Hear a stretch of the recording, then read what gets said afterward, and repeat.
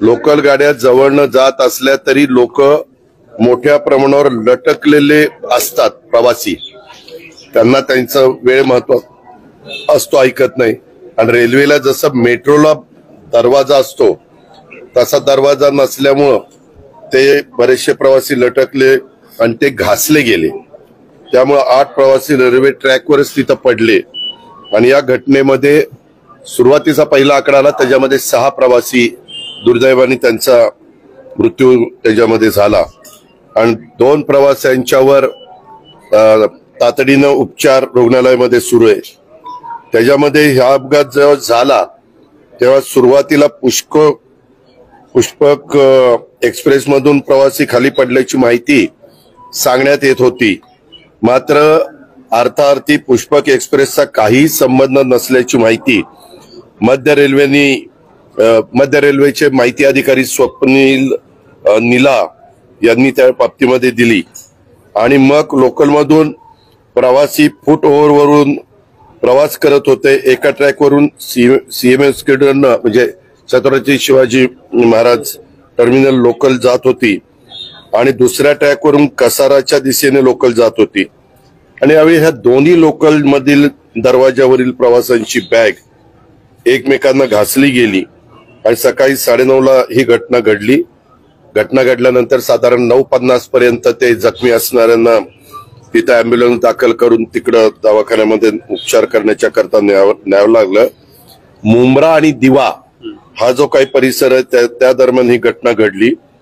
आणि अप आणि डाऊन दरम्यानच्या लोकल दरम्यान फूट ओव्हरवरून प्रवास हे लोक करत होते अशी साधारण माहिती आहे. आणि 8 प्रवासी खाली पडलेले होते. परंतु आता अजूनपर्यंत त्यांनी सांगितलं की अजून 4 जणांचा उपचार त्याच्यामध्ये चाललेला आहे, प्रयत्न चालू आहे. खरं तर तुम्हाला सगळ्यांना माहिती आहे की मुंबईची अतिशय मोठ्या प्रमाणावर लोकांना जायला लागणारी एक महत्वाची यंत्रणा म्हणजे लोकल आहे. आणि त्या लोकलमध्ये एवढी मोठ्या प्रमाणावर गर्दी असते.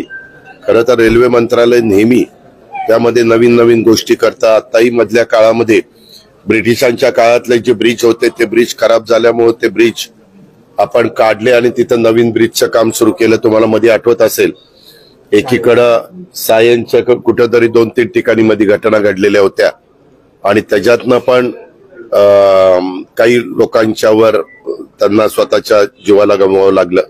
अशा प्रकारच्या घटना घडल्यानंतर खरं सातत्याने मागणी होती की बाबा तुम्ही ह्याचं सगळं ऑडिट करून घ्या आणि नक्की काय ह्याच्यातनं मार्ग काढता येईल. कारण इतक्या मोठ्या प्रमाणावर ही घटना दुर्दैवी आहे.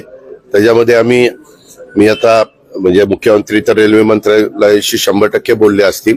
मी पण वैष्णवी साहेबांशी संपर्क साधणार आहे कारण तुमच्याशी बोलून गेल्यानंतर माझे विभागीय आयुक्त कार्यालयामध्ये एक बैठक आहे, तिथनच मी त्यांच्याशी संपर्क साधण्याचा प्रयत्न करणार आहे.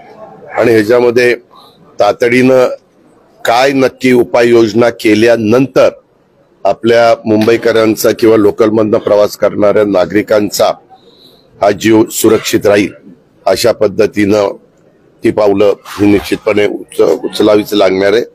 आता त्याच्यातनं एक दुसरी गोष्ट अशी आहे की लोकललाच दरवाजे करायचे, पण लोकलला दरवाजे केले तर ते कितपत मान्य होईल. कारण तुम्हालाही माहिती लोकल अशी येते, थांबत असतानाच प्रवासी उतरतात आणि लगेच बाहेरचे प्रवासी आतमध्ये त्या बाबतीमध्ये चढतात.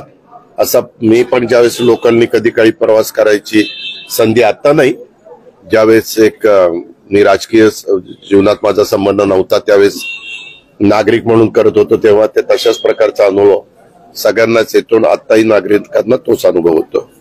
पण ही गोष्ट ही झालेली घटना अतिशय दुर्दैवी आहे, मनाला वेदना देणारे. मी ते ज्यांचं दुःखद निधन झाले तर सर्वांना भावपूर्ण एका अशा प्रकारच्या घटना घडल्यानंतर रेल्वे मंत्रालय त्याबद्दलचं काय जे काही मदत पाहिजे मृतांच्या नातेवाईकांना ते जाहीर करतं. आणि जे जखमी असतात त्यांचा तर संपूर्ण खर्च हा विभागाकडनं केला जातो. ती कुठली अडचण येणार नाही. आज सकाळी मुख्यमंत्री सोलापूर गोवा ह्याची एक विमान सेवा सुरू झालेली आहे, त्याच्याकरता तिकडे गेलेले होते. मी मुख्यमंत्र्यांशी पण बोलेन. मुख्यमंत्री पण ह्याच्या संदर्भामध्ये निश्चितपणे राज्याचे प्रमुख या नात्याने मदत जाहीर करतील आणि तशा पद्धतीनं त्यांच्या नातेवाईकांना मदत दिली. डबे वाढवण्याची सर्व डबे रेल्वेचे मागणी होती, यापूर्वी झाली, पण तुम्हाला माहिती आहे की आपली तुम्ही जर मुंबईत माहिती घेतली तर दर 2-2-3-3 मिनिटाला लोकल चाललेली असते. जर 2-2-3-3 मिनिटाला, म्हणजे उद्याच्याला डबे जरी वाढवले तरी तेवढे प्लॅटफॉर्म, तेवढ्या रुंदीचे प्लॅटफॉर्म, आता जेवढी प्लॅटफॉर्मची रुंदी आहे तेवढे डबे देण्याचं काम त्या ठिकाणी केलं जातं. उलट आता आपण मेट्रोला जास्त गती देण्याचा प्रयत्न करतोय. का तर मेट्रोची पण व्यवस्था पब्लिक सर्व्हिस ट्रान्सपोर्टच्या निमित्तानं झाली तर लोकांना त्याचा फायदा होईल. आणि कोस्टल रोड आणि बाकीच्या सगळ्या गोष्टी आहेत, बेस्ट आहे. त्याच्यामध्ये प्रदूषणमुक्त अशा प्रकारच्या बसेस तिथं ठेवल्या गेलेल्या आहे.